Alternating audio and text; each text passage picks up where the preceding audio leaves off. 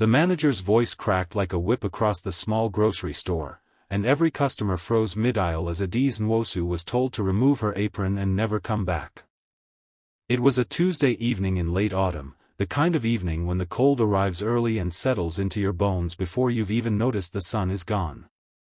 Adiz had worked the register at Fenwick's Corner Market for almost 3 years, arriving before dawn, leaving after dark, saving every spare coin for her younger brother's tuition. She was the kind of employee who remembered customers' names, who slipped extra napkins into bags without being asked, who believed that kindness cost nothing and meant everything. That evening, an old man in a torn coat had shuffled through the automatic doors, his hands trembling, his eyes hollow with hunger. He didn't ask for money. He simply stood near the bread aisle, staring at a loaf he could not afford, his lips moving in silent arithmetic that never added up in his favor. Adiz watched him from her register for only a moment before she made a decision that would change everything. She walked over, picked up a loaf of bread, a small carton of milk, and a wedge of cheese, and placed them gently into his shaking hands. She didn't scan them. She didn't ask permission. She simply paid for them herself, quietly, before returning to her post as if nothing extraordinary had happened. But something had happened, and it hadn't gone unnoticed.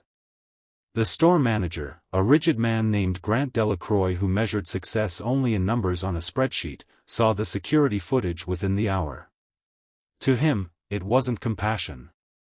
It was theft, a policy violation, an example that could not be allowed to stand.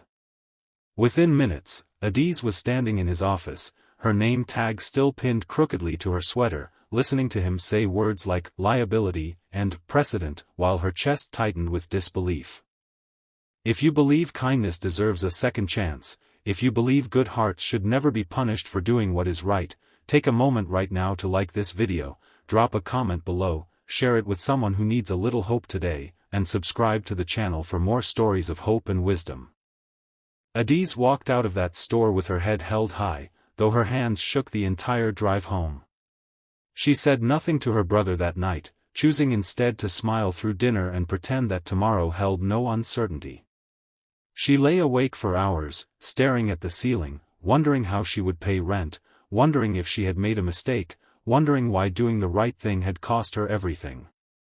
Yet even in that darkness, some small unshaken part of her refused to regret the loaf of bread, the carton of milk, the old man's trembling gratitude. 3 days later, fate intervened in a way no one could have predicted. The regional headquarters of Fenwick's Corner Market announced a surprise visit from the company's founder and CEO, a reclusive man named Desmond Okafor-Hale, who rarely appeared at store locations and was known mostly through rumors and old photographs. Grant Delacroix spent the morning polishing shelves and rehearsing his best professional smile, eager to impress the man who controlled his career.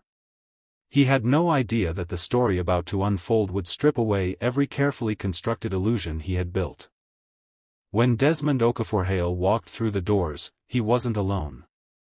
Beside him, dressed in a clean but modest coat, was an elderly man whose face many recognized instantly. It was the same old man from the bread aisle.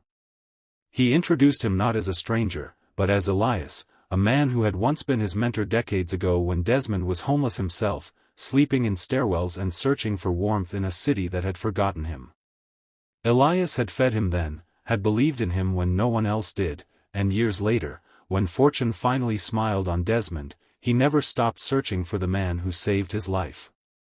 He had finally found him again, wandering, forgotten, and hungry, only days after a young cashier had shown him unexpected grace. The color drained from Grant's face as Desmond asked, in a voice that filled the entire store, where the employee was who had helped Elias that night. Grant stammered through an explanation about policy and procedure, about theft and consequences, growing smaller with every word. Desmond listened in silence, his jaw tightening, his eyes burning with a quiet, controlled fury. He asked for her name.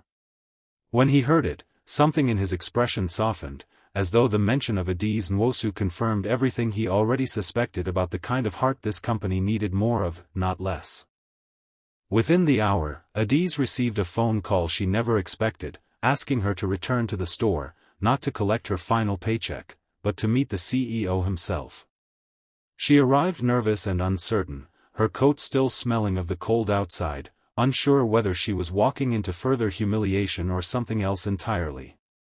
Instead, she found Desmond waiting for her with a warmth in his eyes that no spreadsheet could ever measure. He thanked her personally, told her story to the gathered staff, and announced that she would not only be reinstated, but promoted to store liaison for community outreach, a newly created position designed specifically because of what she had done. Grant, visibly humbled, offered a quiet apology that Adiz accepted with more grace than he likely deserved. If this story touched your heart even a little, if it reminded you that kindness is never wasted, please take a moment to like this video and leave a comment below sharing your thoughts. Your support means more than you know and helps this channel keep bringing you stories like this one. Before we reach the end, I want to ask something special from you. Comment the word kindness if you believe good people are eventually seen, eventually rewarded, eventually given the second chance they deserve. In the months that followed, Adiz became known not just as an employee, but as a symbol of what compassion could accomplish when given room to breathe. Elias visited the store often, always greeted warmly, never again forced to stand hungry near a shelf he couldn't afford.